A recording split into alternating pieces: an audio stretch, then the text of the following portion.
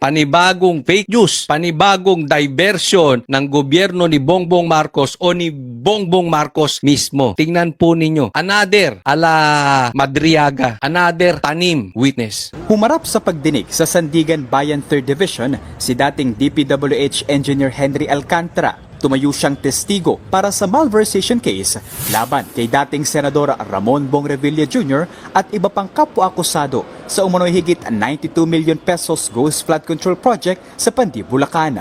Nabanggit ni 92 million pesos ghost project na ibinibintang kay Bong Revilla. Samantalang, yung mga mali-malitang dinideliver sa kanila, billion po. Nakikita nyo, doon pa lang, ang laki na ng pagkakaiba. Nagfo-focus sila kay BP Sara sa 150 million confidential funds. Pero hindi nila kayang tingnan yung billion na confidential funds ni Bongbong Marcos. Same thing dito. Pinag-uusapan 90 million na ghost projects. Ilan yung sirang tulay na hindi natapos sa Ilocos Norte? Ilan yung mga ghost projects ng kung sino-sino? Diba? Ilan yung nadideliver na maleta di umano ni Saldico kay Bongbong Marcos at saka kay Sandro? Sabi ng mga Marines. Nakikita nyo na. Diyan pa lang.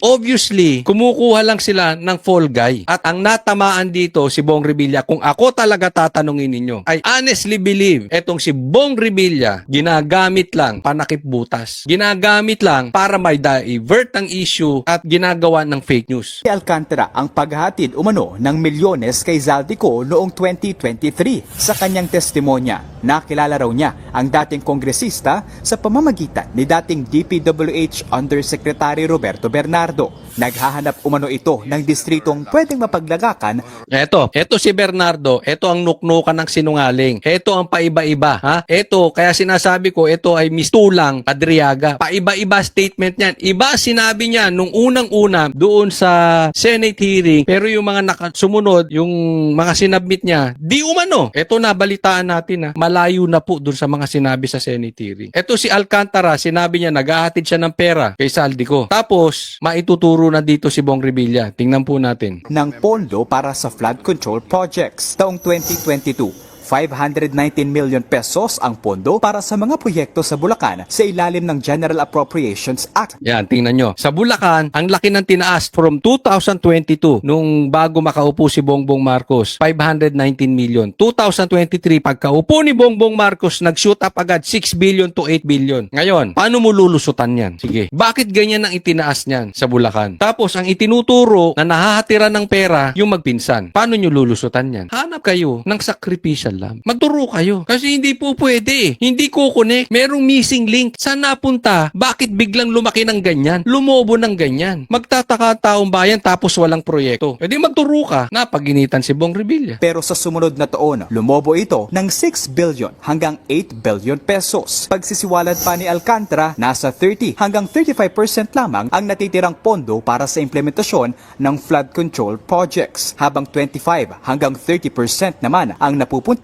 sa mga proponent. May bukod namang 30% na mapupunta sa contractors para sa royalties at retention. Nasa 2% naman ang pinakamalaking porsyentong kanyang nakukuha. Nasa 800 million pesos daw ang pinakamalaking halaga ng pera na na-deliver ni Alcantara para kay Ko. Ginisa naman si Alcantara ng kampo ni Revilla kung makukumpirma ba niyang ibinigay mismo sa dating senador ang kickback. Pero pag-amin ni Alcantara, hindi niya alam kung naibigay nga mismo kay Revilla ang pera.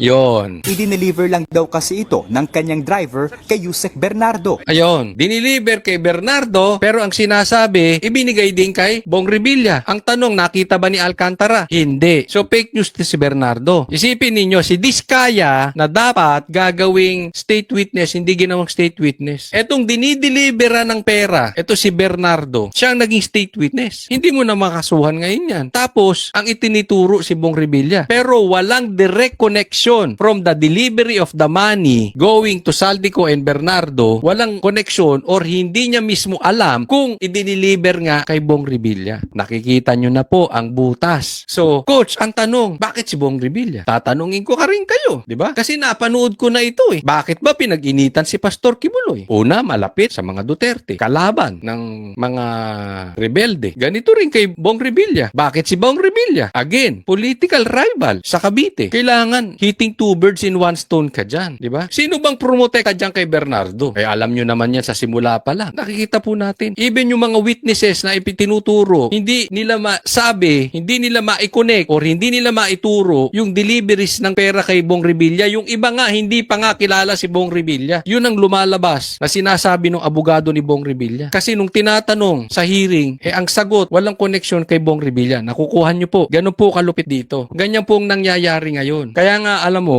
si Kiko Barsaga, di ba nakulong? Isipin mo yung mga magnanakaw, hindi nakukulong. Alam mo, sa panahon ngayon, sa panahon ni Bongbong Marcos, kung sino yung nakukulong, sila yung walang kasalanan. PRRD, Pastor Kibuloy, Kiko Barsaga, at saka si Bong Revilla. Nakikita nyo? Hindi po tsamba yan. Consistent po yan. Hindi isolated case. Ganyan po sila. Kaya ngayon, pag nakulong ka, dapat matuwa ka. Dapat mayabang ka. Dapat pinagmamalaki mo. Bakit? May paninindigan ka eh. Alam mo, tumayo ka sa tama. Kasi ngayon, sinong namamayag pag ngayon? Sino ang bida dyan sa impeachment ni BP Sara? Eh di sila ding tumanggap, diba? Sinabi naman ni Chanco yan, yung pumirma sa impeachment ni BP Sara, yan ang nakatanggap eh. So, zero yung nanggigipit. Sila yung may natatanggap. Yung walang natanggap, yan ang kinukulong. Si Bernardo ang nagsabing si Revilla umano ang proponent. It only strengthens our defense all along.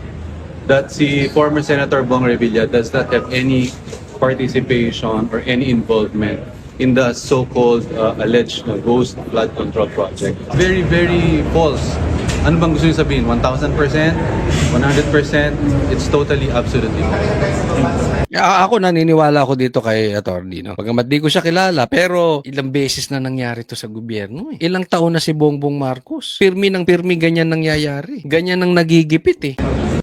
Sa tanong kung saan galing ang pera, sabi ni Alcantara, ito raw ay galing sa mga kontratistang nag-advance payment umano sakaling lumusot sa national budget ang mga proyekto. Pero itinanggi ni Alcantara na siya mismo ay dawit sa anumang ghost projects. Pinagalitan pa nga umano niya ang mga empleyado Saka anong kinalaman sa Bulacan ni Bong Revilla, di ba? sa Bulacan 1st District Engineering Office nang malamang non-existent ang flood control project sa Pandi, Bulacan. Kasunod ito ng revelasyon ni Pangulong Bongbong Marcos sa kanyang SONA noong nakaraang taon. Wala, Bongbong, fake news ka talaga. Okay, hindi ko sinasabing si Bongbong Marcos ang may pakana nito okay. Pero ako in my opinion, galing sa kampo nila yan. Kung hindi man directly kay Bongbong Marcos, galing yan sa mga nakapaligid sa kanya. Sa kampo nila para ma-divert, para maalis sa kanila, magkaroon sila ng sacrificial lamb kasi may nakawang nangyari. Parang ganito, may nawawalang pera, kanino mo ibibintang? Kailangan meron. Saan napunta yung pera? Turo ka kung sino-sinong pagtuturuin mo. At ang pinakamalaking tao na naituro nila, si Bong Revilla. Di ba sabi may makukulong? So para mapanindigan nilang may makulong, itinuro yung walang kinalaman. Kasi pag pinakulong mo, totoong meron na natanggap, ituturo si Bongbong kasi kokonek kayo ni. Sabi nga, iisang malaking sindikato yung mga nakakakuha ng pera. Bakit tuturo siya? Sa tansya ni Alcantara, mula 2022 ay nasa 10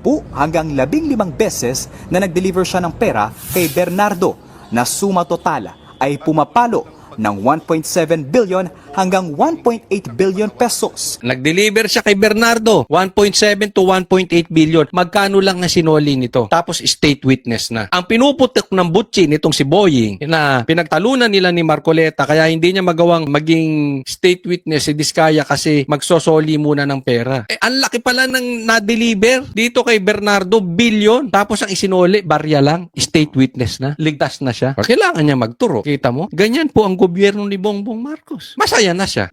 Kayo, tanongin ko kayo. Halimbawa lang, makapagnakaw ka ng bilyon, magbalik ka ng 300 milyon, okay na sa'yo? Luko-luko ka lang kung hindi okay sa'yo. Diba? Nakatakda namang humarap si Bernardo sa pagdinig sa bail hearing ni Revilla sa mga susunod na araw. Makikita na po natin na talagang isa-isa na po na sumasablay ang kanilang mga witnesses. Hindi lang po ito dito Even kay Madriaga, sabit na sabit po sila. Tatandaan po natin, pag hindi ka nagsasabi ng totoo, pag na-cross-examine ka, tapos ka, natanong ka nung kabila. Buti ko ang magtatanong sa'yo, itong sila Ridon, kung ang magtatanong sa'yo yung mga kakampi rin ni Tambaluslos, lusot ka. Pero pag natanong ka nung kabilang abogado, matanong ka ni Marcoleta, matanong ka nitong abogado ni Bong Revilla, sino tong babae, itong hawak ko ambito? Kung yan na magtatanong sa'yo, lusot kayong mga magnanakaw.